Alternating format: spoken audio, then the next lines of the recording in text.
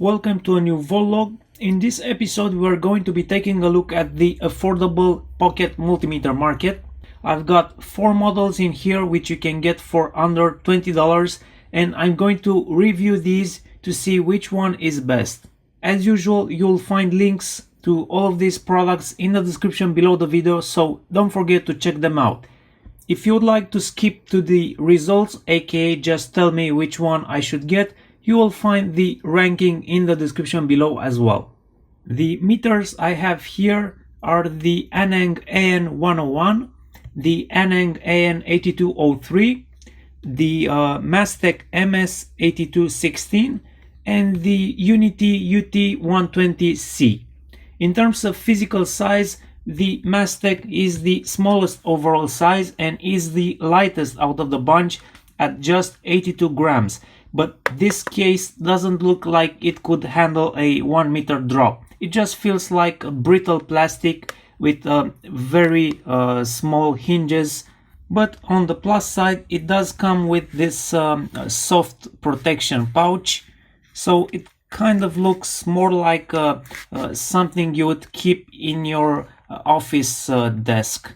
Before we go on with the next items, let me quickly mention the sponsor of this video, PCBWay.com, which is the official provider of printed circuit boards for the Voltlog channel. They even have a prototyping service for 3D printing, CNCing, laser cutting, injection molding, so you could basically build a product entirely with their prototyping service. The Aneng AN101 and the UNI-T 120C seem to have very similar cases. They feel like they could take a hit or two, so slightly better in terms of durability.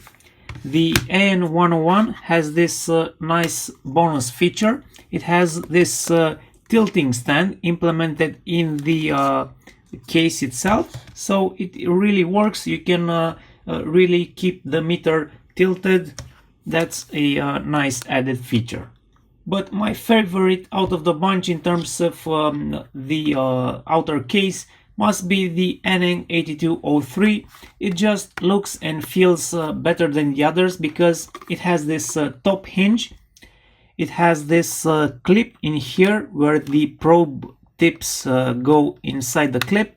So that's a very nice feature. It's not necessarily better built, but I like its style better. You also get this label in here giving you info about this meter, but I believe what's up here in green must be copied from somewhere.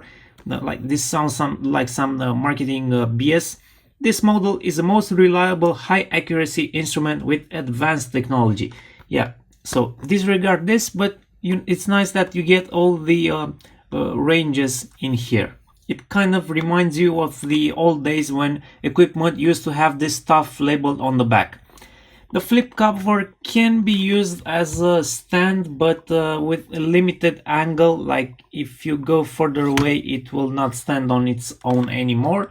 This cutout right here where the rotary switch should go can either be a feature or a bug, something that annoys you, depending on how you feel.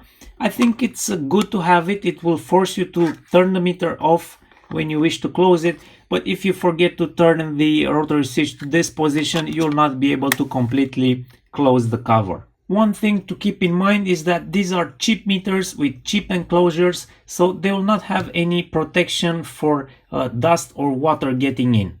Next, let's check out the test leads of these meters. They are all fixed except for the AN101, which has removable test leads, but with some smaller jacks.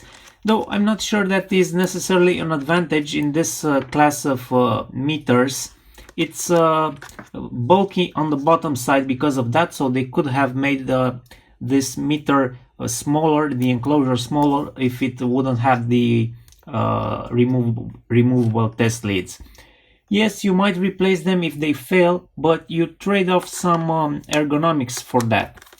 The wires feel like cheap PVC wire, about 30 centimeters total length, and the pins are not very sharp, but good enough.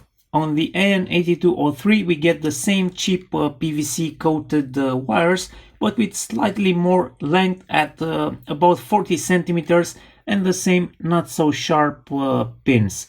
The probes themselves are slightly bigger than on the AN101. The Mastec has about 30 centimeters of wire, cheap PVC coating. The probes look and feel like cheap plastic. Hear this out. So I would call these are the worst out of these 4 meters. The pins are quite dull as well. I don't like these probes at all. The UT120C seems to have the longest wires at 45 centimeters, but the same low quality PVC wires. The probes feel very similar to the ones from the Anengs, fairly low quality overall, but usable. All of these cheap meters have a 600 volts Cat2 rating, but we don't really care about those Cat ratings because these are cheap meters, they are not independently tested, so we can't trust those ratings anyway. Now let's take a closer look at the display of these meters.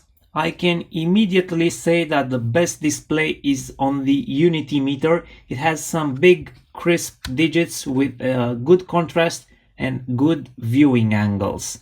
The second best display is on the Aneng AN101 for the same reasons. It has big digits, good contrast with good viewing angles. Third place goes to the Mastec meter. It has a good contrast and good viewing angles, but the digits are a bit smaller than on the other twos.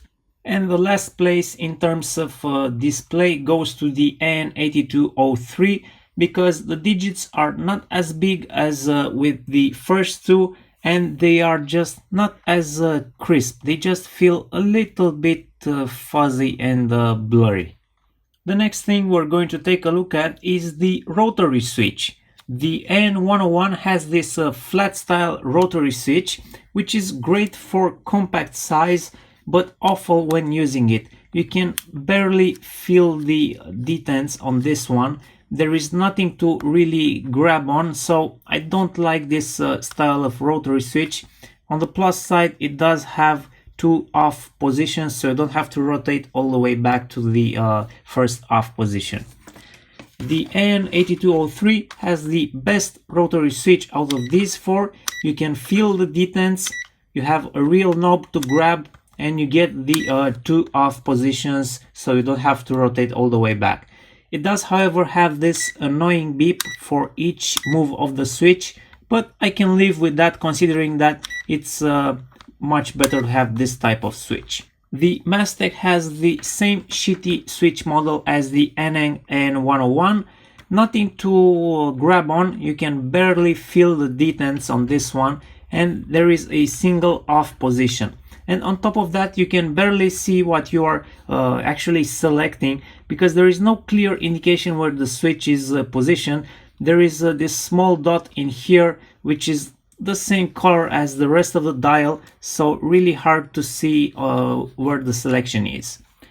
The UNI-T has the same style of switch, nothing to grab on while rotating the switch, but it does feel better than the other two. It feels easier to rotate, this one, and you can actually feel the detents better. So I'm gonna call this one average, while the other two are worse.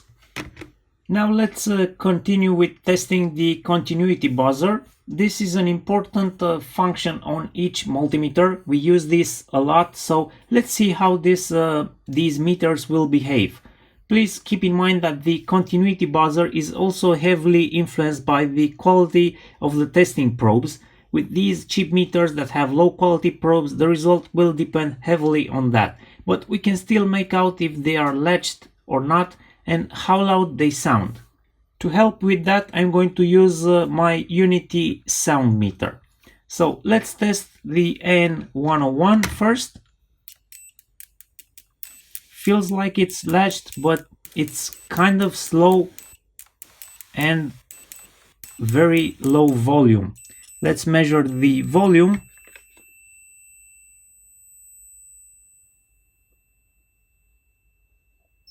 So maybe we're getting maybe 60 dBs. Yeah, like 58 to 60 dBs volume for the AN101. Let's check the AN8203. It's definitely latched, but feels a bit slower than the AN101. But the volume is good and it's reasonably fast considering it's just a pocket multimeter. Let's check the volume.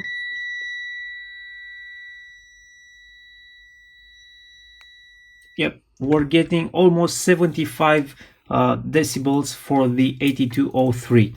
Let's check the Mastec now. Wow, this one is really bad. It's not latched and very high pitch and low volume. So it is fast because it's not latched, but you can barely hear this one.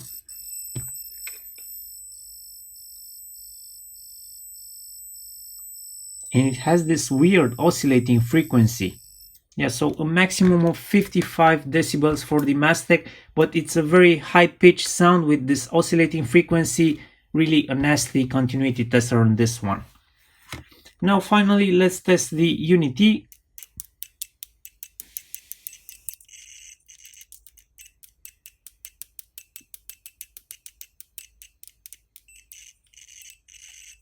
So it's I don't know, it's hard to call on this one. It feels like it's not latched, but it's maybe partially latched. I don't know what to say, because you see you get this screeching sound which makes me think it's not latched, but at the same time it's very fast and it's picking up the slightest touch of the probe. So let's check the volume.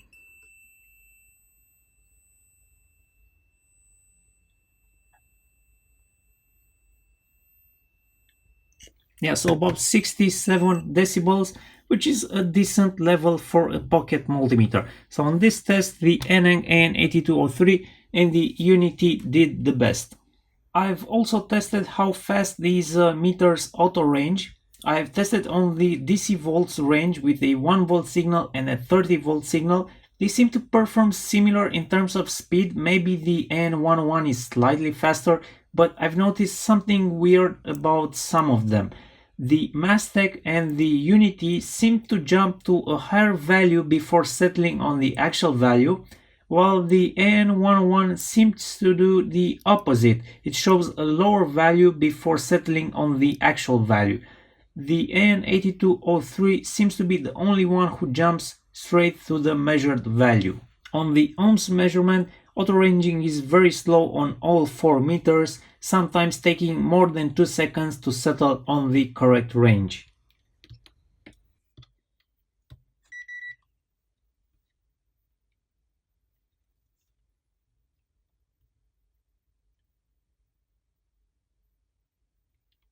Regarding the accuracy of these meters, I'll save you some time by not showing the entire test I did. I will only give you the results.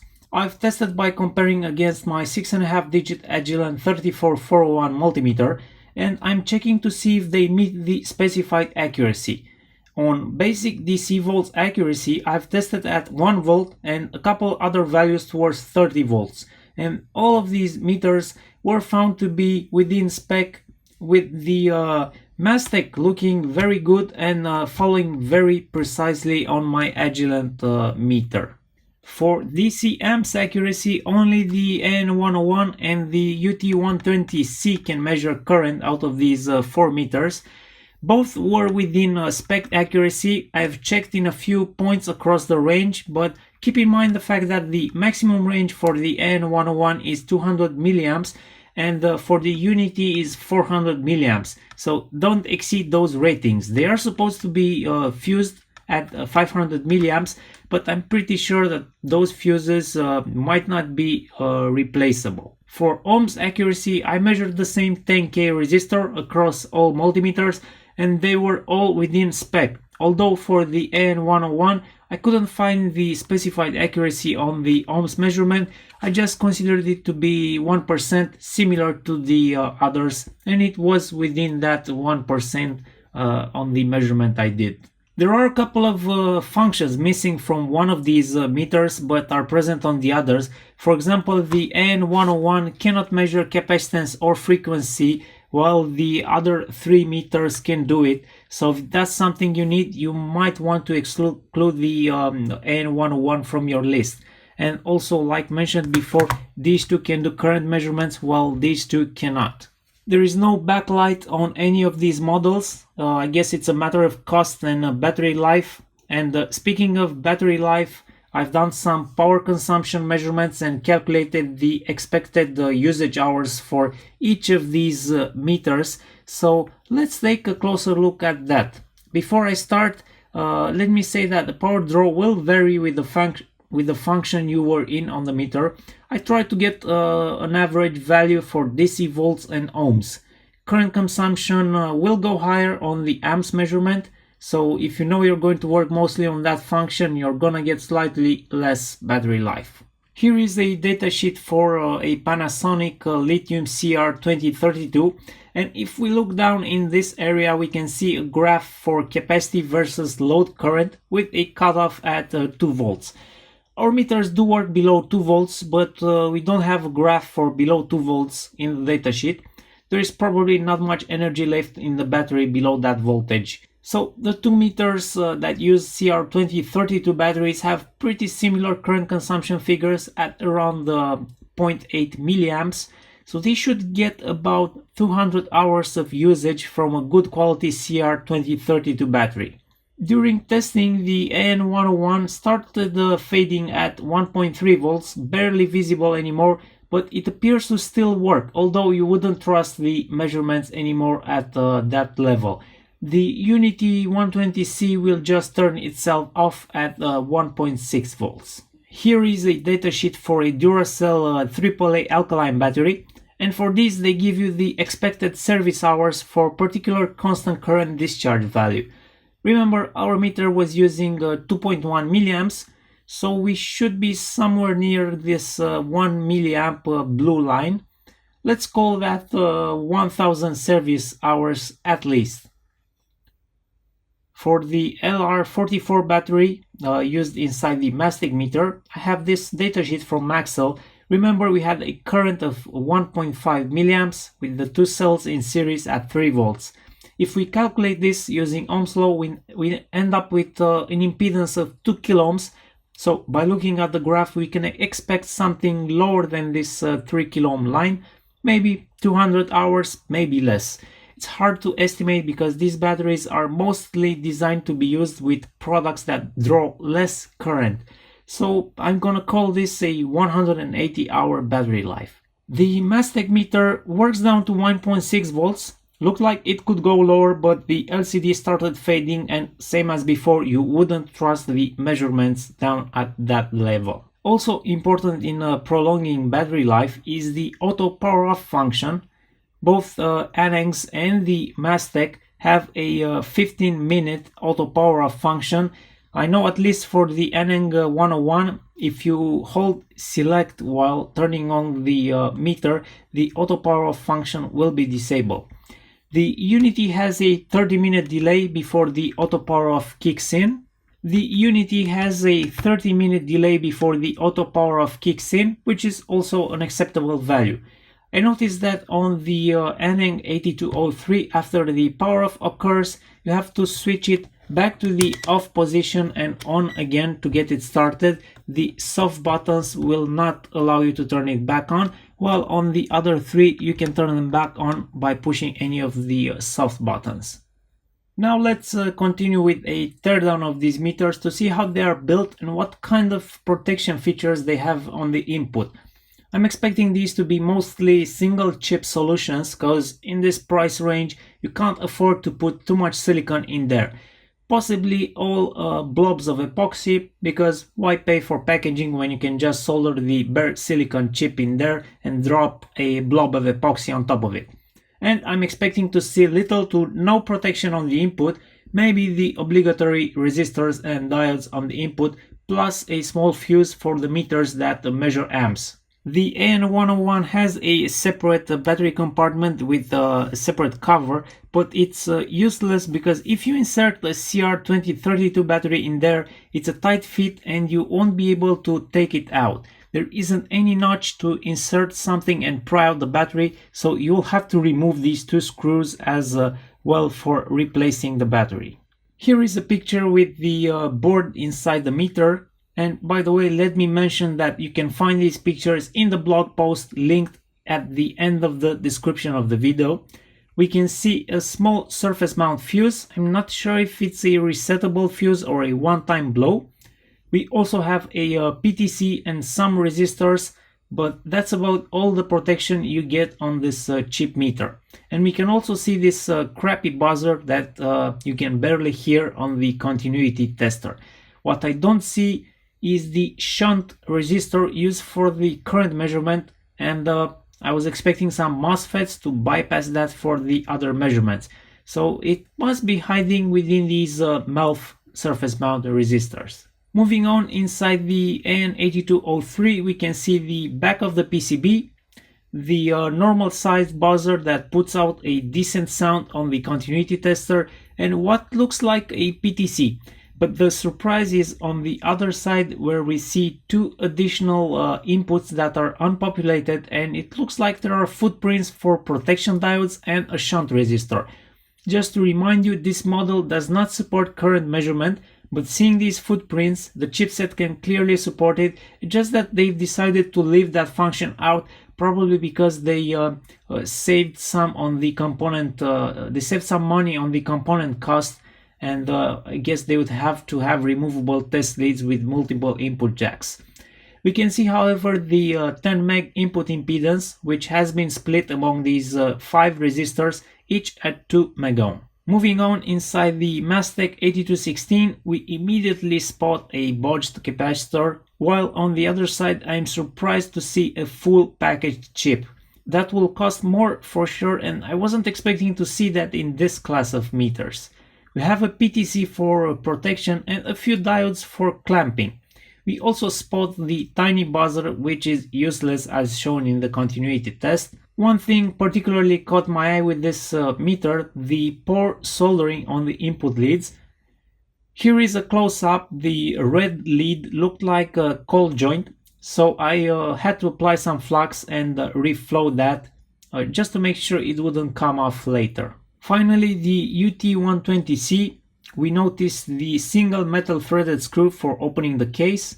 Next we have 2 PTCs, some diode protection on the input. I think up here we have some MOSFETs switching the input to allow for the various measurement ranges. These MELF resistors R16 and R17 might be the current sense resistors, and some more diode protection going on. So in terms of protection, this UNI-T meter is the best out of the 4.